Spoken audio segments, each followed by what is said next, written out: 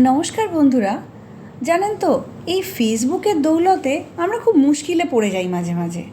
এই যেমন ধরুন আজকে এই ছুটির দিনে ফেসবুক ঘাঁটতে ঘাঁটতে নানা রকম রেসিপি দেখতে দেখতে বাড়ির লোকেদের এক এক দিন এক এক রকম আবদার হয়ে যায়। আজ যেমন হলো যে মাটন মাখানি রেজালা খাবে, তাই যেমন আবদার তেমন কাজ আর কি। তো আজকে তাই প্ল্যান হলো যে আমরা মাটন মাখানি রেজালা করব। ব্যাস, কর্তামশাই চলে গেলেন বাজারে। এদিকে তো আবার বৃষ্টি, তার মধ্যে বৃষ্টি মাথায় নিয়েই বাজার হলো। তারপর মাটন মাখানি রেজালার সব সরঞ্জাম আনা হলো। এবার তার প্রিপারেশন শুরু হলো। আমাদের মাটন মাখানি রেজালা করতে লাগছে পেঁয়াজ, লঙ্কা, আদা, রসুন। এবার এই সবগুলোকে নিয়ে আমরা একটা পেস্ট করব। দেখুন, এরপরে আমরা একটু দই ফাটাবো, তারপর একটু নুন, মরিচ এই সব নিয়ে আমরা এই মাটনটা রয়েছে এর মধ্যে এই আদার পেস্টটা দেব।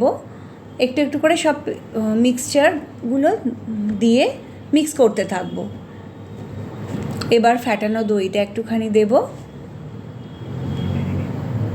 দিয়ে আমাদের অন্তত মিনিমাম 1 ঘন্টা ম্যারিনেট করতে হবে। এবার বন্ধুরা, আপনারা যদি আরেকটু সময় পান অন্তত 6-7 ঘন্টাও ম্যারিনেট করতে পারেন। দেখুন, আমরা আস্তে আস্তে সব জিনিসগুলো মিক্স আপ করে ম্যারিনেট করার ব্যবস্থা করছি।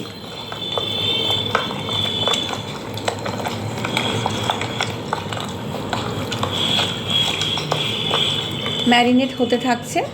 হ্যাঁ, পেস্ট করা হলো, সব মিক্সচার করা হলো। এবার আমাদের গুঁড়ো মশলার জন্য লাগছে এই স্টার আনিস, জায়ফল, জয়িত্রী, লবঙ্গ, দারচিনি এই সব নিয়ে একটা গরম মশলা, স্পেশাল গরম মশলা বানানো হলো। এই মশলাটা দিয়ে আমাদের ব্যবহার করা হবে মাটন রেজালাতে। অ্যাকচুয়ালি কী হয়েছে, মাটন রেজালা তো মাঝে মাঝেই খাওয়া যেতে পারে, কিন্তু একটু অফবিট করার প্ল্যান হলো, ওই জন্য একটু মাখানি অ্যাড করা হলো। এই দেখুন, এই জন্য একটু মাখানিটা ঘিয়ে ভেজে আমরা এই মাটন রেজালাটার সঙ্গে মিক্স আপ করবো। তাতে কি হবে, একটু সবই আর কি একঘেয়ে কাটানোর জন্য একটু সবারই আর কি ইচ্ছা হয় একটু অফবিট খাবো, নর্মালের থেকে কিছু আলাদা। আচ্ছা, এবার আমরা ফোড়নের জন্য এই আদা, গরম মশলা, গোলমরিচ, গোটা গোলমরিচ, পেঁয়াজ এইসব দিয়ে একটু কষবো। বেশ খানিকক্ষণ 3-4 মিনিট কষার পর হালকা পেঁয়াজটা লাল লাল হবে, একটু রং ধরবে, একটু কষতে থাকতে হবে। এবার আস্তে আস্তে আমরা আদার পেস্টটা মিক্স করব, করে যতক্ষণ না তেল ছাড়বে ততক্ষণ আমরা কষতে থাকব। দেখুন, কষা হচ্ছে।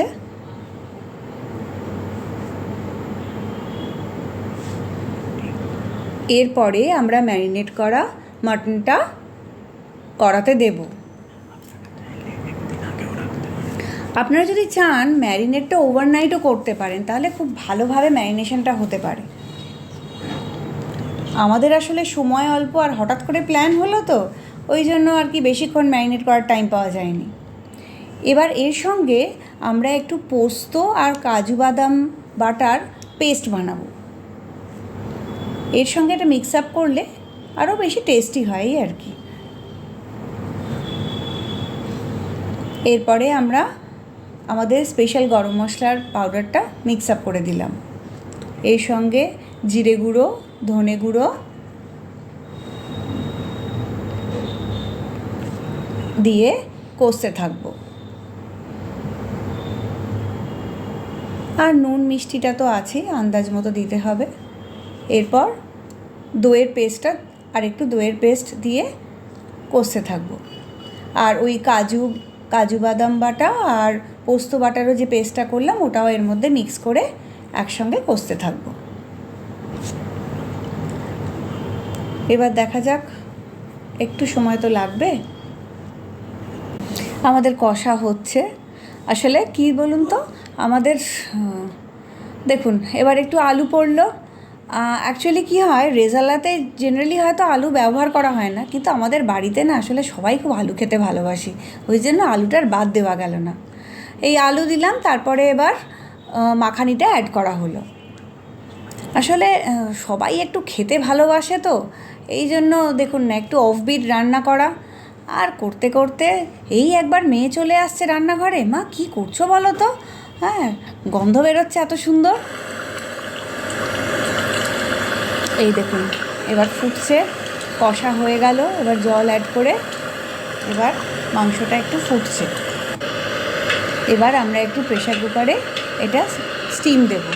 অ্যাটলিস্ট 5টা স্টিম তো দিতেই হবে, নাহলে তো পাঁঠার মাংস জানেনই একটু সেদ্ধ হতে সময় লাগে।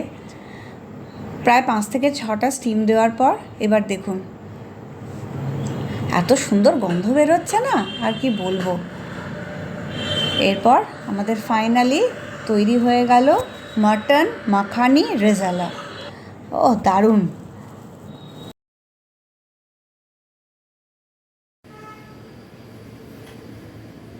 চিকেন রেজালাটা তো রেগুলারই আমাদের মাঝে সাথে করা হয়, আজকে একটু আপনার অনুরোধে মাটন রেজালাটা করা হলো। একটু খেয়ে দেখুন কেমন লাগে। হ্যাঁ, খুব ভালো হয়েছে, একদম ঠিকই আছে।